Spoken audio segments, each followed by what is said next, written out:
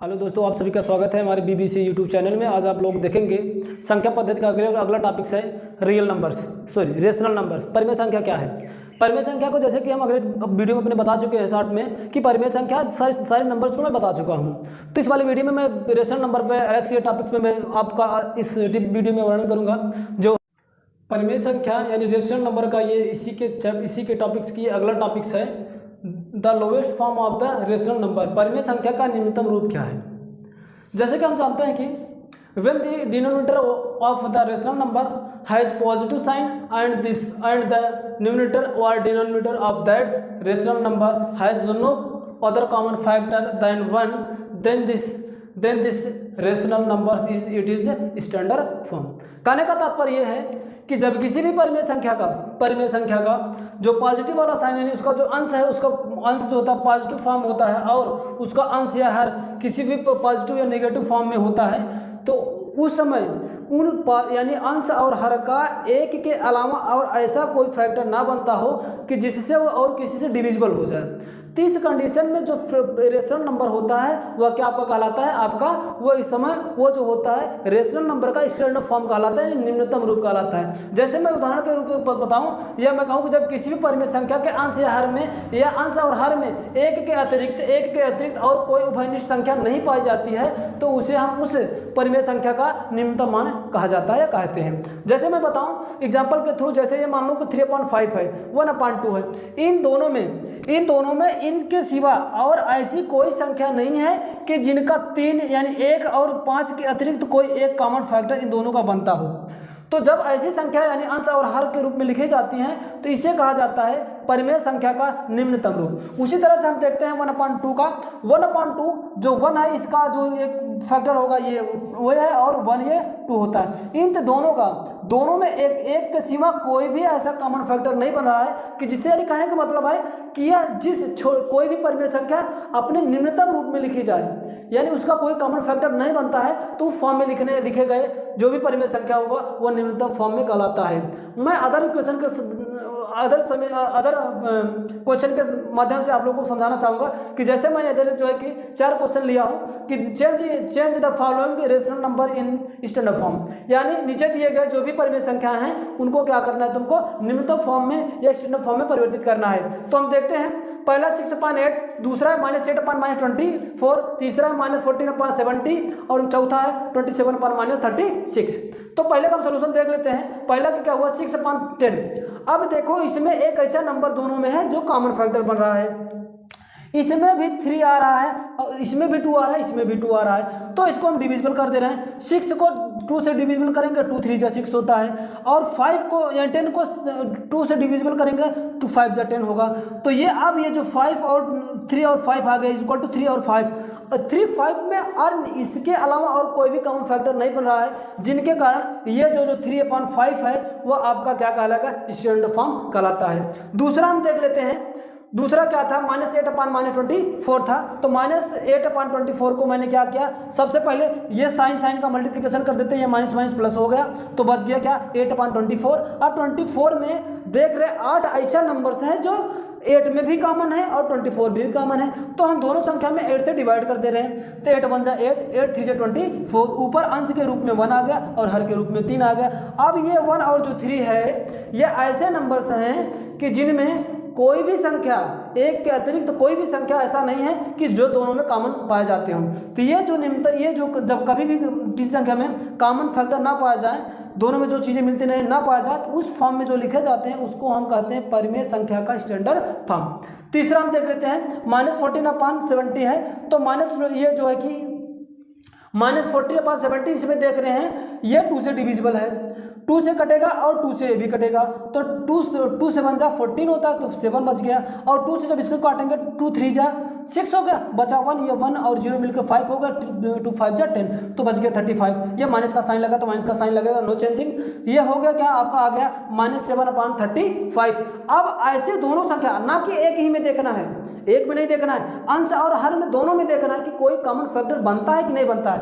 इन दोनों में common factor कोई नहीं बन रहा है, 7 का 1 के अतिरिक्त ऐसा कोई कॉमन फैक्टर नहीं बन रहा है और इसमें भी 1 के अतिरिक्त कोई कॉमन फैक्टर नहीं बन रहा है। प्यारे दोस्तों आप लोग समझना, ये मत समझ जाना कि किसी भी एक का अंश या हर का अगर कॉमन फैक्टर बनता है तो वो स्टैंडर्ड फॉर्म नहीं कहलाएगा। नहीं, ऐसा नहीं है। अंश और हर दोनों का देखा जाता है कि दोनों में कोई ऐसी एक संख्या क्या मिल रही है कि जो कॉमन फैक्टर हो रहा है। अगर कॉमन फैक्टर हो रहा है तो वो स्टैंडर्ड फॉर्म नहीं कहलाएगा। अगर जब दोनों में कोई भी कॉमन फैक्टर नहीं बन रहा है तो उस कंडीशन में वह जो रेशनल नंबर होगा आपका स्टैंडर्ड फॉर्म कहलाएगा रेशनल नंबर का। इस समय ये जो हो गया आपका -7/35, ये जो है कि स्टैंडर्ड फॉर्म है। प्यारे दोस्तों आप लोग के लिए क्वेश्चन मैं चौथा छोड़ दे रहा हूँ, इसको आप लोग इसको सॉल्व करके स्टैंडर्ड फॉर्म मुझे बताना, कमेंट बॉक्स में टाइप करके आप लोगों को बताना। इसी के साथ मैं आप लोग को स्टैंडर्ड फॉर्म निकालने का एक सिंपल सा तरीका बता देता हूँ। जैसे ये -14/70 था, तो 14 और 17 का आप एचसीएफ निकाल लीजिए। एचसीएफ जो होगा वही कॉमन फैक्टर होगा। जैसे मैं कहूँ कि 14 और 17 का कॉमन फैक्टर मैं निकाल लेता हूँ। आप जैसे कि आप लोग जानते होंगे एचसीएफ निकालना, एचसीएफ निकालना आप लोग अगर जानते होंगे तो ये सिंपल सा मेथड है। आप आसानी पूर्वक किसी भी रेशनल नंबर का आप लोग जो है कि स्टैंडर्ड फॉर्म आप लोग फाइंड कर सकते हैं। जैसे मैं देखो बताता हूँ, इसका जो है कि आप लोग जो मल्टीप्लिकेशन मेथड से इसका एचसीएफ निकालते हैं तो करते क्या है, 2 से 1 14 होता है। और इसको भी ऐसे कर लो, क्या होता है 2 10 10 होता है। 2 10 क्या हो गया आपका 235 आपका क्या होगा 70 होगा। अब 35 को तोड़ दो, 5 7 35। अब इसकी जगह पर मैं क्या कर दे रहा हूँ 5 × 7। देखिए प्यारे दोस्तों, ये 70 का जो है कि मैं फैक्टर किया 257। एचसीएफ को निकालने के लिए क्या होता है, इस जो है कि मल्टीप्लिकेशन मेथड में होता क्या, जो चीज़ें दोनों संख्याओं में यानी कॉमन होता है वो आपका एचसीएफ कहलाता है। यानी इन दोनों में क्या है, ये देख रहे हैं 2 है, यानी एक 2 हो गया। मल्टीप्लिकेशन बाय ये 7 इसमें भी है और इसमें भी है, तो ये हो गया। अब इन दोनों का मल्टीप्लिकेशन करके 7 2 14। कहने का मतलब हुआ क्या, अब इसमें क्या है, अब अभी इसको कॉमन फैक्टर, सॉरी बच्चों, ये जो आप लोग को मैं बताया था अभी, इसमें कॉमन फैक्टर इसमें 7 है। 7 1 7 होगा, 7 5 35। तो यानी कहने का मतलब इसका जो स्टैंडर्ड फॉर्म होगा -1/5 होगा। यहाँ पर मैंने आप लोग को ये स्टैंडर्ड इसमें पूरा नहीं था, ये स्टैंडर्ड फॉर्म में नहीं था। अब इसको जब मैं डिवाइड करती तो स्टैंडर्ड फॉर्म होगा। कहने का मतलब है अब ये जो 14 है, 14 एक ऐसा नंबर है कि जो 1/14 में कॉमन फैक्टर दोनों में आ रहा है। तो करें क्या, इस 14 से दोनों पक्षों में यानी अंश और हर में भाग दे देंगे। ये 14 हो गया, ये 1 हो गया, इसमें से 14 से भाग दोगे तो क्या होगा 5 बार जाएगा। तो आ क्या जाएगा आपका, इधर मैं लिख देता हूँ 1/-1/5। ये एक स्टैंडर्ड फॉर्म आ गया किसी फ्रैक्शन नंबर का। उसी तरह से मैं दूसरे एग्जांपल का देखूं तो जो 6/5 था, सॉरी 6/10 था, 6 और 10 में एचसीएफ कॉमन फैक्टर हम देखेंगे तो क्या आएगा। कॉमन में ये तो मल्टीप्लिकेशन मेथड था, मैं डिवीजन मेथड निकाल देकर बता देता हूँ। तो सबसे पहले क्या करेंगे, 6 में ये 10 का डिवाइड कर देते हैं। सिंपल सा मेथड है, जो जिसकी वैल्यू कम होती मिनिमम होती है उससे मैक्सिमम वाली वैल्यू में हमेशा डिवाइड किया जाता है 2 अंक में। तो हुआ क्या, मैं इसका डिवाइड कर दिया, 6 1 6 हो गया। ये अब इसको सब्ट्रैक्ट कर दिया, 4 आ गया। इसका जो रिमाइंडर होगा, रिमाइंडर जो होगा इस भाग देने पर जो रिमाइंडर आएगा, इसके जो भी भागफल जिसमें भाग दिया जाता है उसको फिर यहाँ पर हम क्या बना लेंगे, भागफल बना लेंगे। फिर इसको भाग देना, फिर जैसे सिंपल सा मेथड होता है भाग देंगे हम, क्या होगा 4 1 4। फिर इसको सब्ट्रैक्ट करेंगे 2 आ जाएगा। पुनः इस 2 का इस वाले जिससे भाग दिए थे उसमें पुनः भाग देंगे हम, ये 4 आ गया। तो हुआ क्या, 2 4 2 2 4 होता है, 2 2 4 होता है। जिस संख्या से ये वाली संख्या पूरी की पूरी डिवाइड हो जाती है वह संख्या आपका क्या कहलाती है, एचसीएफ कहलाती है। यानी इस समय इसका एचसीएफ कितना आ गया है, 2 आ गया है। फिर से प्यारे दोस्तों आप लोग समझ लीजिए, डिवीजन मेथड से आप लोग एचसीएफ कैसे निकालते हैं, 2 अंक का यानी 2 अंकों का कैसे आप भाग विधि से एचसीएफ निकालते हैं। सबसे पहले क्या करना, जो निम्नतम मान होगा उसको भागफल के रूप में इस तरह से भाग दे देना। यानी 6 में 10 का मैं डिवाइड कर रहा हूँ, 6 के में जब 10 का भाग दिया तो 6 1 6 गया, और इसको जब सब्ट्रैक्ट कर दिया 4 आ गया। प्यारे दोस्तों ध्यान देना ये कि जिस समय जो शेषफल बच जाए वह शेषफल से पुनः जिससे पहले भाग दिए थे उसमें पुनः हम लोग भाग देंगे। यानी पहले हम 6 से भाग दिए थे तो इस समय 6 से भाग दिए थे तो शेषफल 4 आया।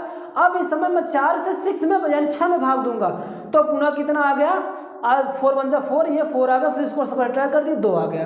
अब 2 से पुनः इसी 4 में भाग हमें देना है और 2 दूना 4 होता है, ये 4 आ गया। जिस स्थिति में यानी जिस स्थिति में स्टेज पे ये संख्या पूरी की पूरी डिवाइड हो जाएगी, जिस संख्या से डिवाइड होगी वह उसका क्या कहलाएगा, एचसीएफ कहलाएगा। इस समय इसका एचसीएफ क्या हो गया, 2 हो गया। अब क्या हुआ, ये कहने का मतलब ये कॉमन फैक्टर 2 आ रहा है, तो कहने का मतलब 2 इसमें भी कॉमन फैक्टर होगा और इसमें भी कॉमन फैक्टर होगा। कहने का मतलब अंश में भी 2 का फैक्टर है और 10 में भी, यानी ये 2 ऐसा संख्या है जो 6 में भी कॉमन है और 10 में भी कॉमन है। तो करेंगे क्या, इसी 2 से दोनों में अंश और हर में भाग देंगे। 2 से 6 में भाग देंगे तो 2 3 जा आएगा 6 और 2 से इसमें भाग देंगे तो 5 जा बाहर जाएगा, यह 6 3/5 आ गया। इस तरह से कोई भी क्वेश्चन हम प्यारे दोस्तों आप लोग करना क्या, इन दोनों का आप लोग एचसीएफ निकाल लेना, जो एचसीएफ आएगा उसी से क्रम से अंश और हर में भाग दे देना, जो फॉर्म आके मिलके आपको जो मान मिलेगा वो आपका एक्सटेंडेड फॉर्म कहलाता है। परिमेय संख्या रेशनल नंबर का ये इसमें अगला टॉपिक्स है equivalent rational number. Equivalent rational number होता क्या है, समतुल्य परिमेय संख्या क्या है। मैं बताऊं कि फिर the P upon Q is the a rational numbers and N is a non zeros integer. तो then P multiplication N upon Q multiplication N is equal to N P upon N Q. तो so इसीलिए P upon Q and P multiplication N upon Q multiplication N are the equivalent relation numbers. कहने का तात्पर्य मेरा यह है कि जब किसी भी संख्या में या जब किसी भी परिमेय संख्या में किसी भी नंबर n से मल्टीप्लिकेशन किया जाता है तो उस समय जो एक परिमेय संख्या हमको मिलती है वह समतुल्य परिमेय संख्या मिलती है। कहने का मतलब मेरा यह है कि जब किसी भी संख्या में यदि कोई भी परिमेय संख्या है, अगर उसमें n एक अशून्य पूर्णांक है, n से मल्टीप्लिकेशन किया जाता है तब Pn अपॉन Qn जो मिलता है वह Pn का समतुल्य भिन्न या समतुल्य परिमेय संख्या कहलाता है। उदाहरण के लिए मैं बता दूं, n जो होता है कि अशून्य पूर्णांक कहने का तात्पर्य है यानी जीरो को छोड़कर वो सारी संख्या हो सकती हैं, वो सारे पूर्णांक हो सकते हैं जिनमें जीरो ना शामिल हो, यानी उन सभी संख्याओं से मल्टीप्लिकेशन करने पर एक नया भिन्न मिलता है, यानी एक नई परिमेय संख्या मिलती है जो उस भिन्न का क्या कहलाता है, उस परिमेय संख्या का जो है कि समतुल्य परिमेय संख्या कहलाता था। कहने का तात्पर्य मेरा यह है कि एग्जाम्पल के थ्रू मैं समझाने का प्रयास करूं कि 2/3 का समतुल्य परिमेय संख्या ज्ञात कीजिए।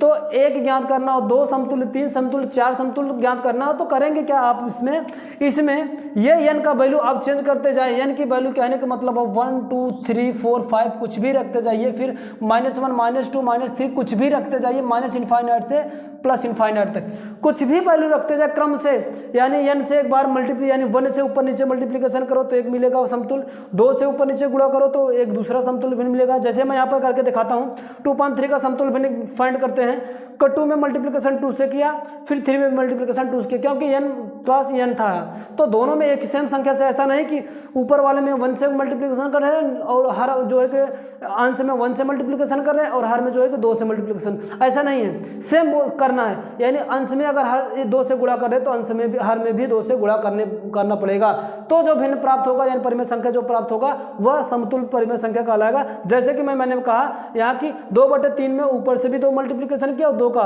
तो क्या हुआ 2 दूना 4/2 6 मिला। उसी तरह से ये पहली परिमेय संख्या, एक तो परिमेय संख्या ये हो गई, इसके समतुल्य एक परिमेय संख्या 4/6 भी हो गई।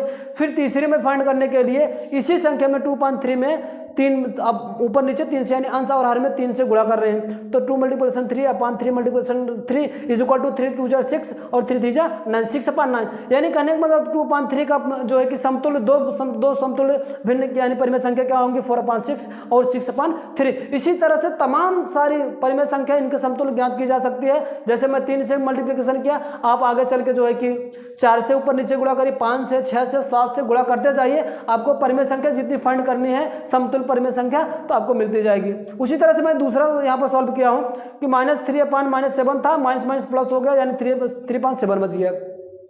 तो करेंगे क्या, सबसे पहले 2 से ऊपर नीचे मल्टीप्लिकेशन किए तो होगा 3 2 6 और 7 2 14, यानी 6/14 हो गया। फिर इसमें क्या करते हैं, एन के वैल्यू बदल देते हैं, एन के स्थान पर अब यहाँ पर मैंने 3 रख देता हूँ। 3 से ऊपर नीचे मल्टीप्लिकेशन करने पर देखो 3 9 हो गया और 7 3 21 हो गया, सॉरी यहाँ पर क्या होगा, यानी 9/21 मिल गया। इसी तरह से आगे भी मिल जाएगा। अब इस बार अगला वाला फाइंड करना, चौथा मुझे करना है, तो 4 से मल्टीप्लिकेशन कर दो 7/4 या 3 4 20 हो गया और 7 4 28 हो गया। इस तरह से और ढेर सारी ऐसे क्रम से आप गुणा करते जाओ, 5 से 7 से 6 से आप मल्टीप्लिकेशन करते जाइए तो उस परिमेय संख्या का जो है कि समतुल्य परिमेय संख्या फाइंड आउट होती जाएंगी। आज के लिए बस इतना। अगर आप लोग को वीडियो अच्छा लगे तो आप लोग लाइक शेयर सब्सक्राइब जरूर करें। धन्यवाद।